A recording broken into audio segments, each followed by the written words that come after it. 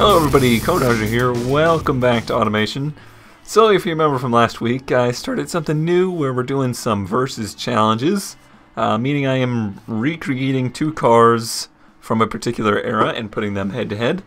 Now, there's still a lot of limitations in the game that we can't get too accurate here, so please remember we're not doing any kind of exact science. This is all purely for fun and more about exploring the game than it is than actually trying to prove anything. But last week we put the, let's go to the sandbox, we put the R32 GTR Skyline up against the 1985 version Corvette Zr1.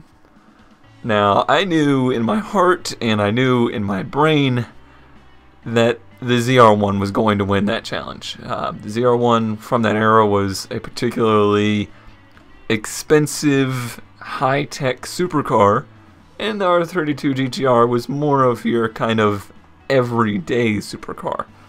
Now, there's this kind of strange mythological following to the GTR that it was something that it wasn't, that it had 500 horsepower from the factory, and that it was faster than every other supercar in existence. While it was an absolutely fantastic car, and I have always dreamed of owning one, that's not exactly what it was.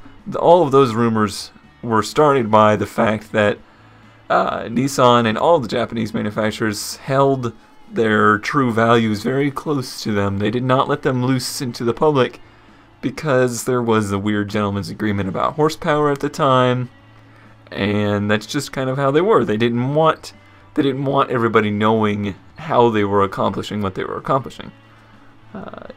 But that being said, we have another GTR of the era to try and redeem ourselves with, us Nissan fans, and that comes a little bit later, 1997, which is a little bit later than what I had previously kind of qualified this challenge as, but I needed to go a few more years into the future, so only 2 years after the Zr1, to kind of look at something that has some kind of published statistics to it and has enough information that I could actually try and make a recreation on it, and that is the R33 Nismo 400R.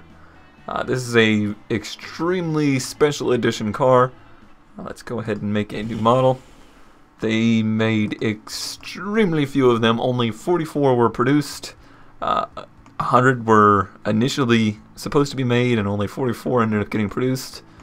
And this was kind of the last hurrah of the R33 before the R34 came out.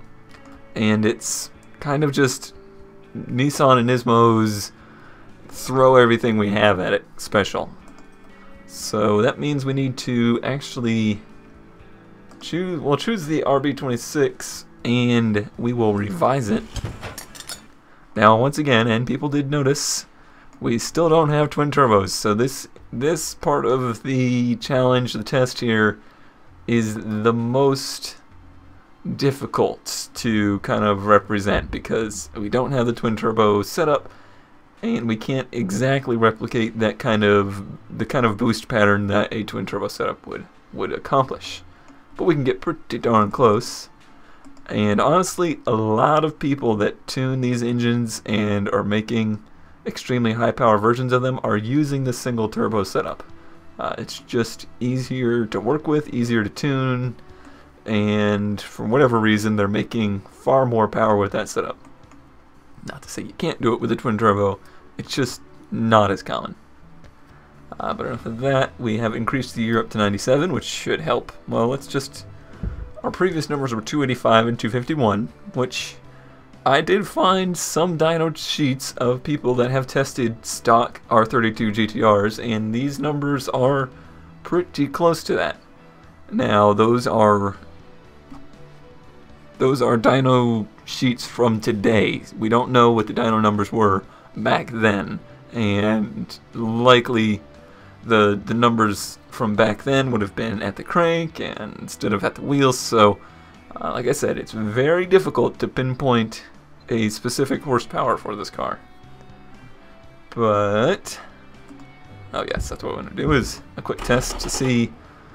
Yep, we're still at 286. Alright, before we get too carried away, they got some things on the bottom end to address. Now, this car came with the RV26, and it is a special edition of that engine that is higher displacement. It's actually 2.8 liters, so we need an 87 millimeter bore and a 77.7 stroke. So you can see, not a massive change, but it brings us up almost to 2.8 liters.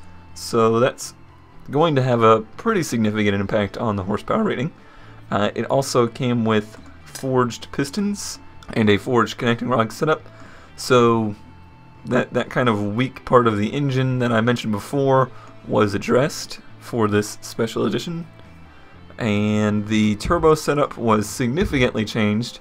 But once again, we don't have twin turbos to choose, so we're going to use this as our final tuning value to get the horsepower numbers we need. For now, let's see how close we are though. The horsepower for this engine is much more like what people thought the regular GTR made. And that is 395 horsepower and 345 foot-pounds of torque.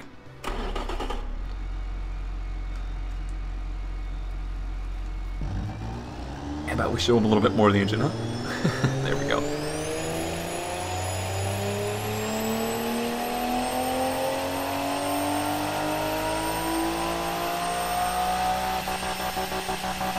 So just based on the displacement alone, we've already picked up to 305 horsepower. Now our bottom end part is starting to reach its RPM limit. That is likely due to the now larger displacement. We will increase the quality of the bottom end. Quick test here, and that takes care of that. Now we still have a ton of fuel octane to work with, and we are running on super unleaded, yes. So we can give it. So we can safely assume that we could run a little bit more compression.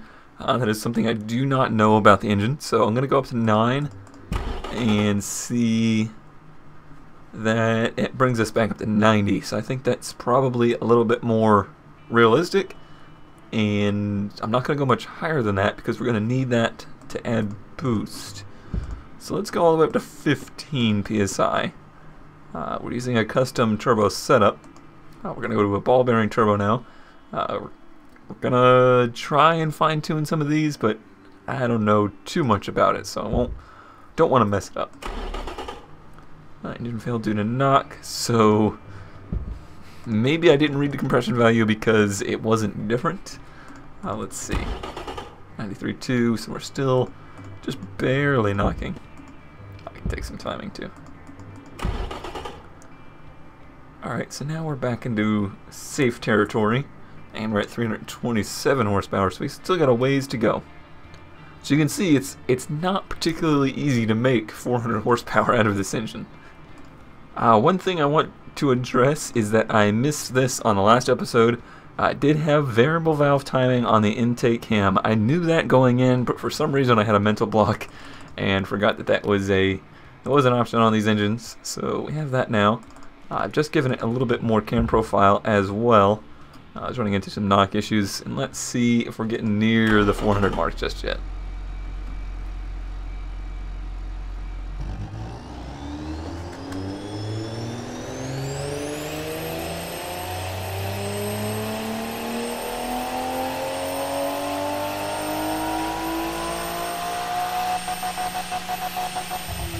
We are indeed 371, so we're getting there. We're making a little bit more torque than I was showing. That's not a big problem, but still a little bit more tuning to do.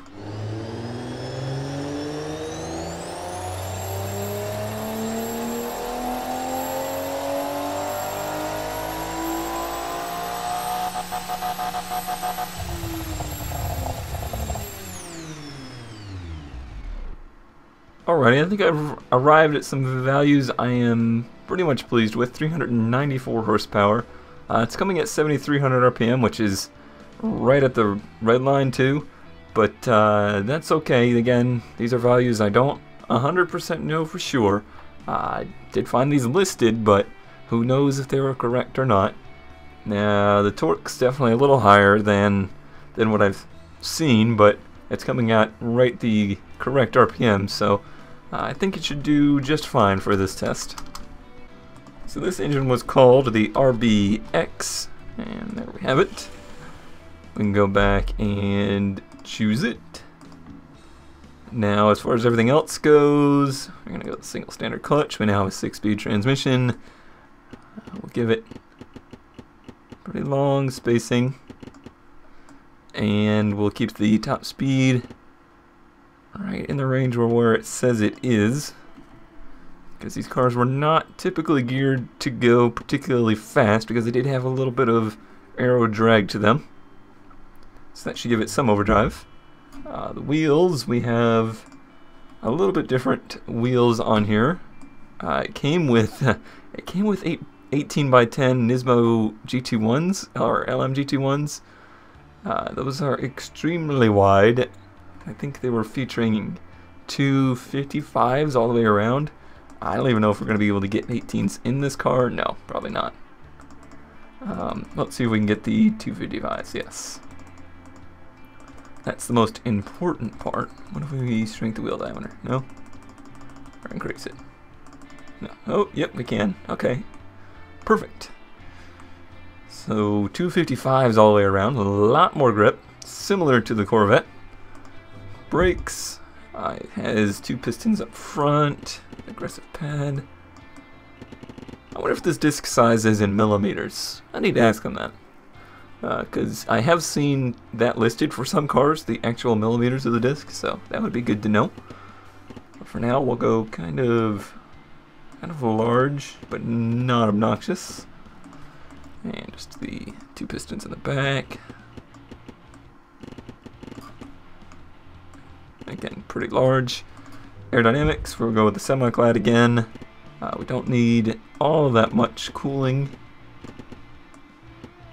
There we go, and we'll give it a little bit of rear inclination. Just a little bit of downforce as well. Actually, let's give it a little front inclination too, because this did have a particularly aggressive looking front end aero setup. Interior, this stuff again will be kind of a guessing game. Well, not a guessing game, but kind of just a tool to get our weight correct. So we'll say, I think we had to go with like premium and that kind of stuff. Power steering and ABS, advanced safety. Oh, I forgot my suspension settings. 1 second. Okay, so here's our suspension values I'm going to use. These are actually similar to what the presets are for the future update of the game, where there will be presets here. These are similar to what the race suspension setups would look like. And I'm just kind of mirroring them to a point, because different cars obviously need different styles of suspension. But one thing I noticed is that he was running, or the presets run a larger or stiffer steer. The presets run a stiffer rear spring, which makes sense, you know, to kind of keep the car from rocking backwards. And they actually did not increase the damper stiffness that much for the race setup. So I will do the same. Only up to an 1800 on the sway bar stiffness as well. So we'll see how that works out for us. And again, we'll leave the ride height fairly tame, but this car is a little bit less daily drivable than, say, the regular GTR. Okay, testing. Let's see how we can fare around the airfield test track. Oh, 1 second. Forgot one thing. The weight, 3223. Very much so too light. So let's increase some of this. 3263. Nope, I'm gonna have to go again. I'm gonna have to beef this thing up. So let's go handcrafted and high quality. 36. Oh, too far. Way too far. Let's go just a premium interior then. 3481, a little bit too much. Let's not give this car any handicaps. 3416.4, great. That's pretty much exactly what I found to be its curb weight, so I think we're safe there. Alrighty, so now let's see, airfield test track. Alright, just before we go here, I did catch that I selected rear-wheel drive instead of all-wheel drive. So now we're on all-wheel drive. Now we've got to fix the weight once again. So we'll go super light and we'll reduce the quality on some things and we should be able to get back down there pretty easily. Yeah, almost right there. So let's just go one click there.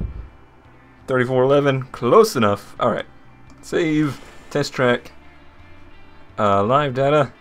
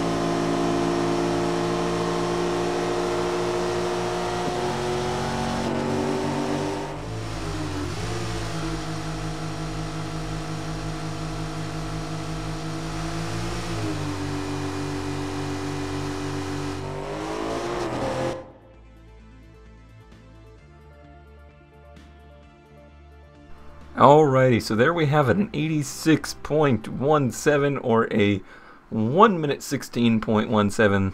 Actually, the total time says 86.19. Either way, both of those times are just slightly faster than the ZR1. Pretty interesting to watch the two struggle in some places and really pull away in the others. Seems like the GTR was better in the first little portion here. Zr1 definitely better down the fast sweeping portion of the track, but extremely close. Definitely a much closer competition. And to be honest, these cars are much closer in what they were. The ZR1 was extremely limited edition, not to the same degree, but it still had a very high price tag and was for the elite supercar kind of buyer. The Nismo 400R also even more to an extreme, only for the elite owners, and these cars are now worth a lot of money because they are hard to find and so iconic. And really, it's kind of a shame that GTR as a whole is the car that's iconic when it's the Nismo 400R that was truly the supercar version of this era of Skylines. So it's something that I feel is a little bit underrated, and I'm glad to have hopefully shed a little bit of light on it. But that is going to do it for this episode, a little bit shorter than usual, but I want to get back into kind of the creative aspect of automation once again. I'd like to do some of my own kind of versus challenge where I give myself two different scenarios to build and see which one is the correct way to go. Definitely more of this as well. I really enjoy doing recreations. That's probably something I've most enjoyed out of automation, but like I said, I want to get a little bit back to the creative side. So look forward to that next time. But as always, thanks for watching, and I'll see you next time.